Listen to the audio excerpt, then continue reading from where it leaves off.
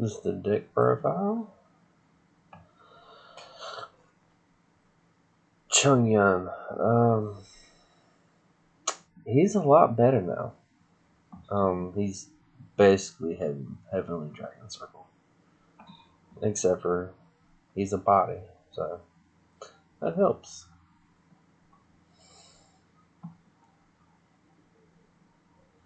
Most of this is normal except for I play 3 Taya. And I'll play a red and a blue Tenyi.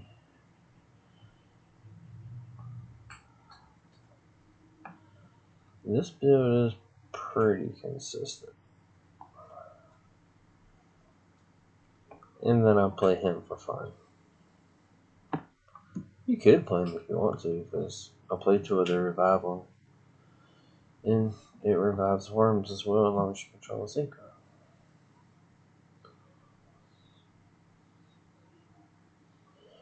Crystal Wing, that's a nice addition to the deck. Coral Dragon and Stardust Charge Warrior. Actually really good. Thanks to Apple Dragon.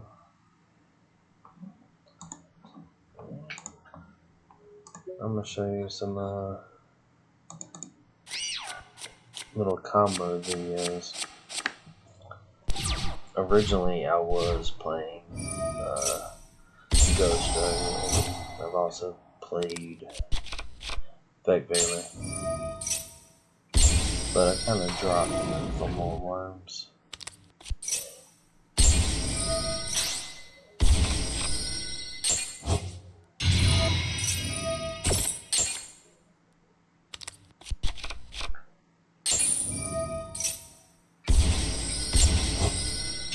Also, since Roman Lockbird was the primary hand trap of this format, I don't fear Nib as much. And this is me just going against the computer, just going in like basic combos. It's not like me going against opponents. I have a different section of videos for that. This is mainly to show off the difference between the field if you play it correctly with Apple Dragon. Which draw doesn't hurt us as much. Now if you go Coral Dragon is because you're trying to shoot out. That's the line for this. That means you need another worm, or you need a long gun or something to keep going.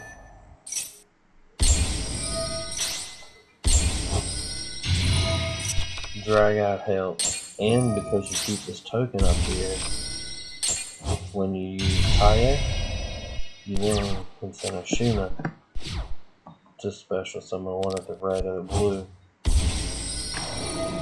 to go into a Dragon Berserker or another worm type synchro.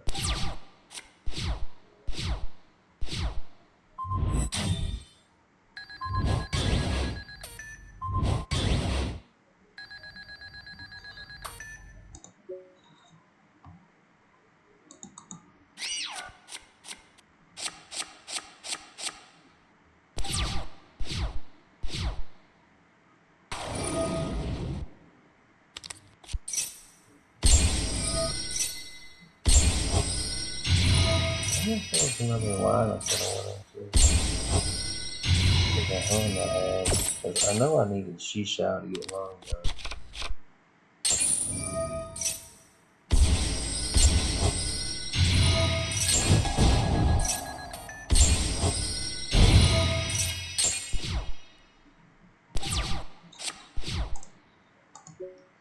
Yeah, this actually comes in clutch, because if you're trying to go for that extra synchro and you can't get to a Shuna, a lot of times you have that token on board, this comes in clutch. So if you go the Shisha way, then this could be that third synchro or a Shuna, or if you open, Taya, Moye, you know, Long Young, and then you could search this, and then pitch the tie to revive it with this.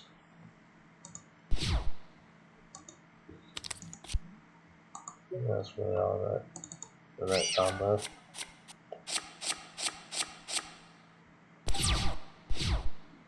I played triple Taya because I was watching this guy break down, and I was already playing through Taya at the time anyway, testing it out. Oh yeah, this is the charge word. The charge word. This is when you go into the crystal. So if you can't afford Baron, then crystal ring helps. But by the time you buy 3 Apple Dragon now, that's close to the price of a Baron anyway. So the deck to be competitive is getting any cheaper because the price of this now is starting to be $60.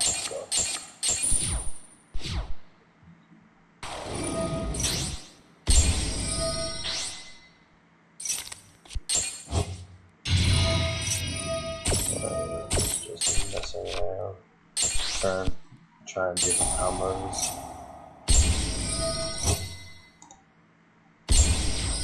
And that's one thing I do like about him, Chungyang, is you can banish something when he's used for a sinker or something. And I know a lot of people actually say, oh, you banish a monster, but if you actually read his card, you can target one card on the field or need to graveyard and banish it. That's really good. Not to mention, you don't really use the Worm Monster Battle effect, but the fact that during the main phase you can tribute a monster, it doesn't say Swordsoul, it doesn't say Worm. You can tribute a monster. That helps so much a lot of times. And he's 2,400, so he's twice the size of Long Young.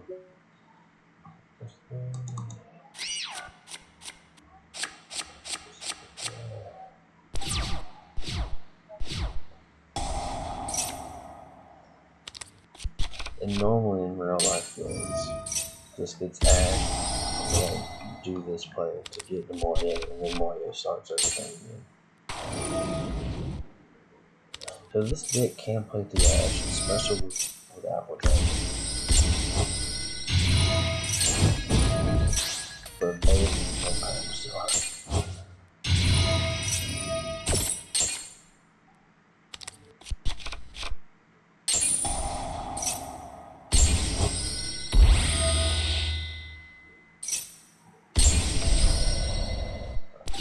I brought him back really just to have a blackout target.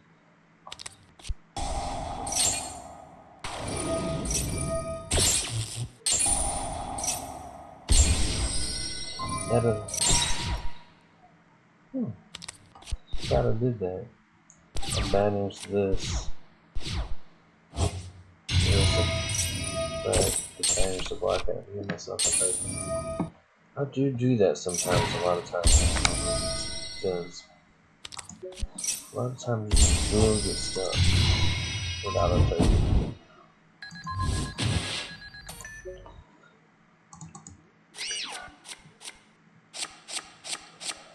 So yeah, if you do the Apple Dragon combo, whether it be with Moye or Taya, those are the two main ones.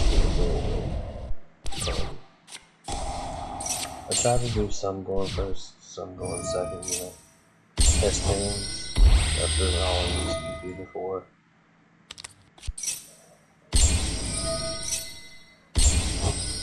Charge War always leads into crystal. Look at a simple way of remembering. Start of Charge War has that really green background, and then so does crystal. And then you go Core Dragon, you're gonna get Core Dragon Seashell.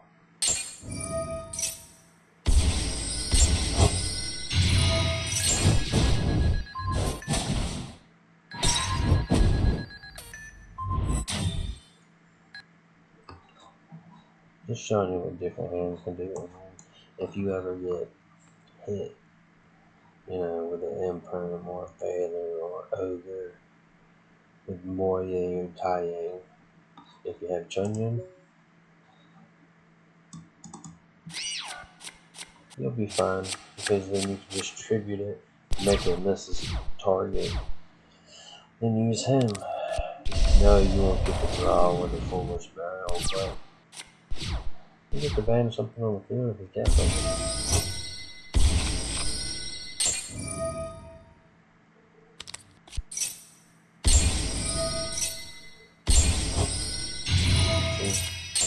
Moye, Cold Dragon, on the Shisha. I need another card.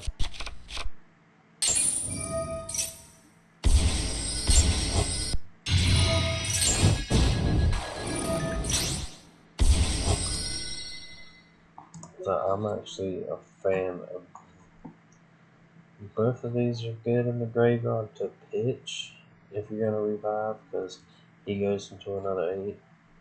This is actually surprisingly effective. I really just play it as a troll card. It's a card that I don't actually play in my real deck.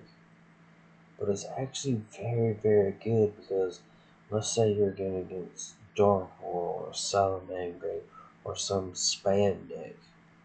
Sometimes they have to special summon 4 or 5 times to find a way to out a monster. Especially when you protect it with Burn, Shishao, Draco, Berserker, Dragite, and then it's 2,900. Your opponent special summons a monster, not from the extra deck, just special summons a monster. They have to send a card from the extra deck to the graveyard. You get the wrong deck with him. I've literally just ended boards with like a Shishao, a token, and him. If they special summon 5 times, odds are they at least went into the extra deck once or twice. So now, because of one card and they're trying to out one card, now a 15 card extra deck, they now went through half their extra deck because they special summoned, let's say, 5 times and then went through 2 extra deck monsters or something. Almost kind of like the Nightmare package, let's say. You know, you're trying to make Unicorn or something. If it takes you like 5 or 6 special summons to handle this, plus the extra deck monsters you're going to use, especially if you're going to IP it, man, you can make someone lose half their extra deck with this, like it's nothing.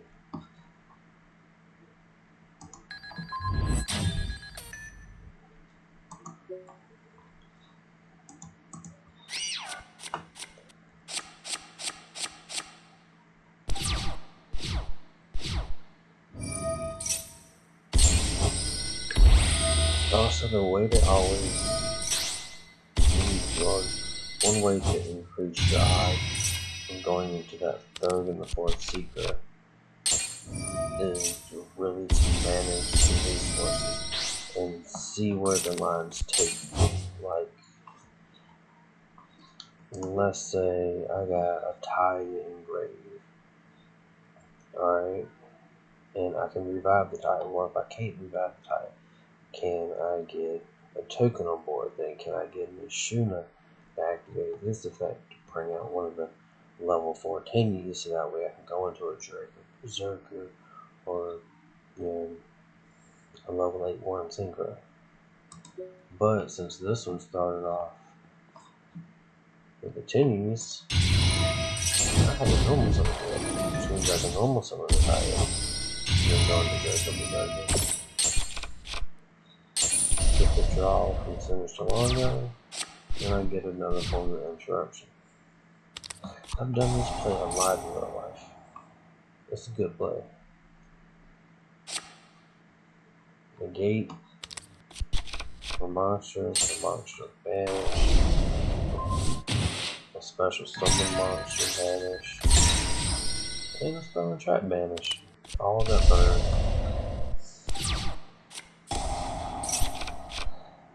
I actually played a gallon in that too long ago, he ran this deck. I think he played it a little bit differently, but it was very much the same. Like, he would use Metaverse onto the field to be able to get a token, and then, he would change skill range. It's funny because I just did this going this random decks of computer, seeing how the deck does against different decks. So it's not only, research, just other decks that the game has. But it's also, testing out new combos and stuff. Like Applejack, so many people just keep making the same boards, playing the same ratios. With Tenyi in general, it's almost like they're not a very creative bunch because the deck's so simple. And that time I'm actually banished from the skill drain because if you can ever bounce a skill drain, then you're gonna have to activate it again.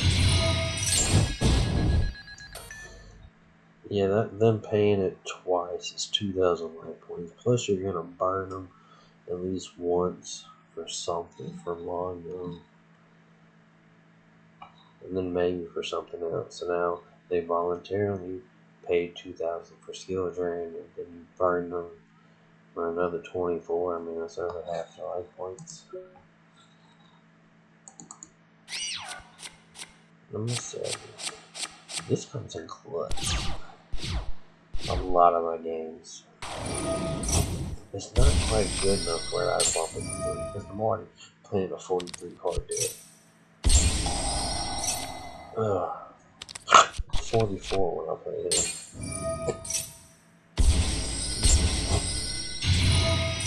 And then this hand was decent.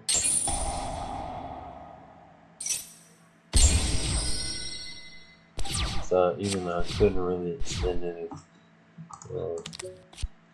that further because I didn't have a token on the field, I actually messed up somewhere along the way. I didn't have a token, so therefore I couldn't use a Shuna. Otherwise, it could have went into another sinker. So I'm like, oh hey, might as well bring out, a common. Now, granted, it's just a computer's version of Clifford, which doesn't really pendulum summon, doesn't really do any kind of special summons like the card of the Miles version.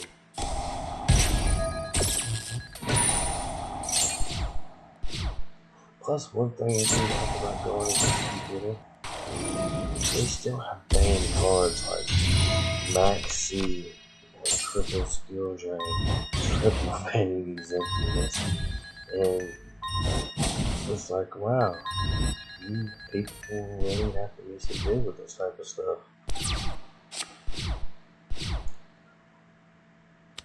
And even though we have skill drain at 30, we don't have skill drain at 30, Vanity's Emptiness, we don't have Max C.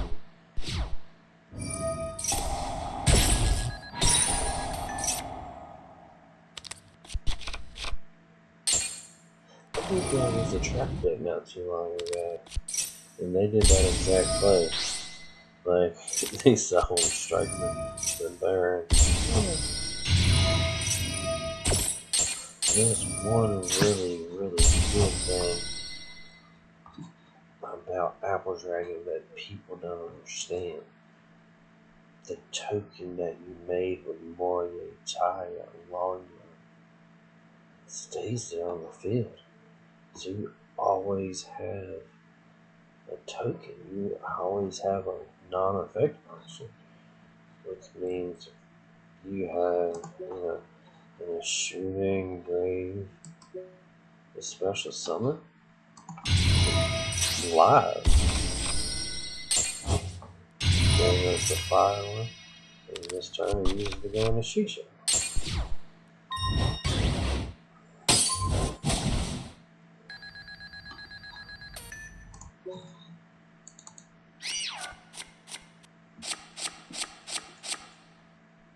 I don't have a lot of duels saved on Omega. But I mostly do my real duels on EVS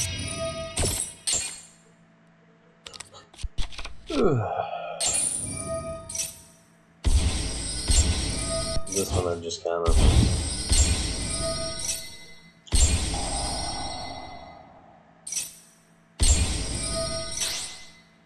I want to use Omega to test against the computer. Try different things.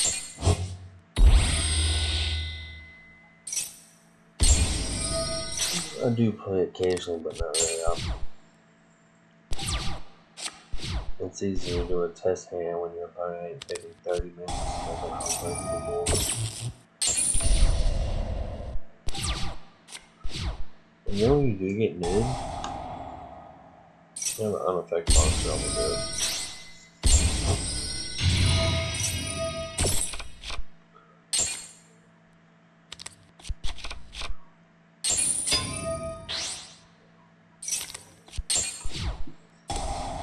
I do play 2 blackout, 1 to search, and then 1 to use She-Shout.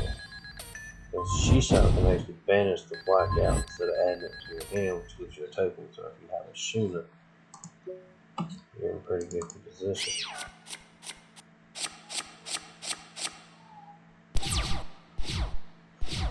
Another video, I can't remember.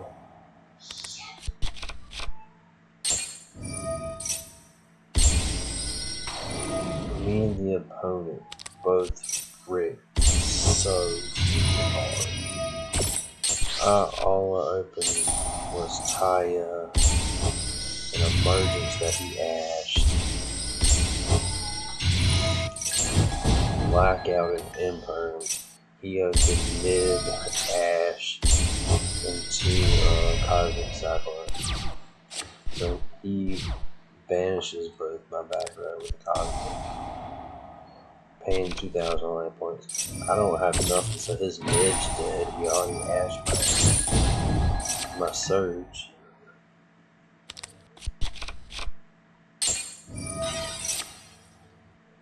Then I end up, oh yeah, he actually helps me get a token. So he banishes the blackout.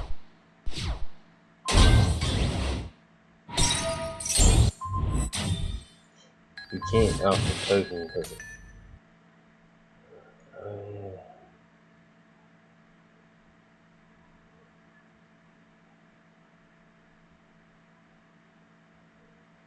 I forgot how that duel went, but I ended up winning even though we both broke stupid hard. Like, his first turn, he basically just took out both my back row, but gave me a token. It already ashed, and his nib was completely dead. And his 2 other cards, I guess, weren't even playable. So my second turn, I basically just kill him. Because I could go into a monster.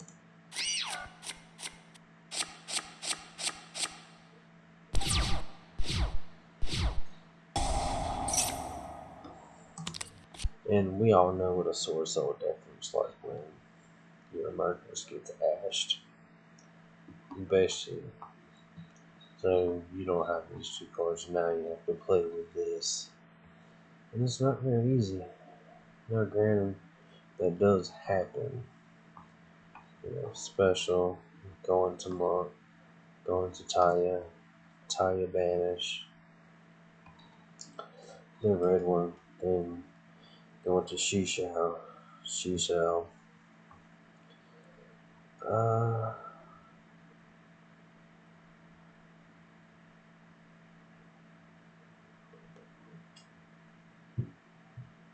Then once you go She-Shell, you got a couple different options if you do get ashed on the emergence. You could banish blackout to spawn a token, then use Taya's effect to send a Shuna, and then you can go into, you know, another 8, like the Drink of Berserker, and you can go to Then you'll have a monster negate and a monster banish. Or you could get the normal, she shall get long one. Then special summon, go into a 10.